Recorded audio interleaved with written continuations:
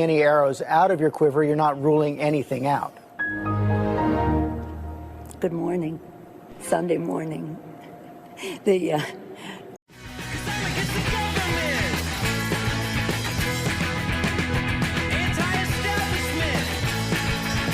Happy Sunday, welcome in. Thanks for coming as always. Appreciate the stop. Sorry I've been gone so long. Had the death of a close family member. Needed some time, but we're back and ready to crank out some shit for you, alright? So starting off, Lansing, Michigan. A new disgusting unconstitutional bill titled HB 4474 has passed the State House, now sits in the hands of the State Senate, where the left is trying to bring fucking the Twitter zones to real life, right? This is being called an anti-hate speech bill, and that's being labeled as to cause someone to feel terrorized, frightened, or threatened to become a felony, carrying a 5-year prison sentence and $10,000 in fines, and if strictly for speech. Again, this is for speech. 5 years, $10,000 for a dissenting opinion and vocalizing it, all right? Those advocating, for this gross type policy are, again, the same people reporting your posts on TikTok and the Twitter zones.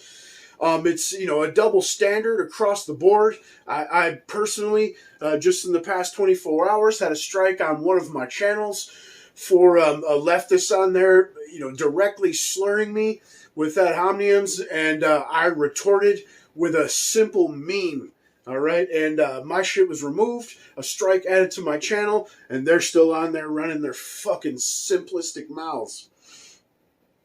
All this is again to silence, differing opinion, and they will wield this like a blunt weapon capable of destroying conservative thought and expression.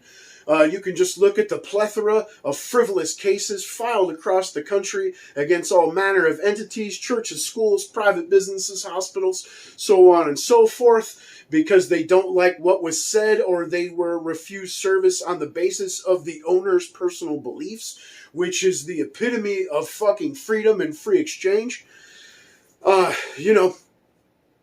This is being used to not only silence, but financially cripple political and social opposition. It seems that the only arm of the government that's functioning correctly these days as intended is the Supreme Court, and we are going to need them to step in to do some smacking, right? Unfortunately, that could be a ways out, as they tend to not get involved in anything until an unconstitutional law has been passed and it's been used against someone so they have an example.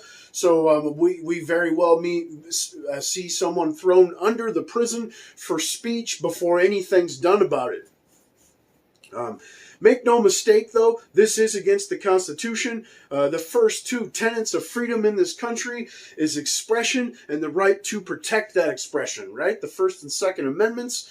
The left absolutely abhors both of those and are doing everything in their power to destroy it. We covered this not only on this channel, but also over on the Liberty Bowl. At the WEF, for example, over in Davos, they let you know that they believe hate speech laws will be coming to America.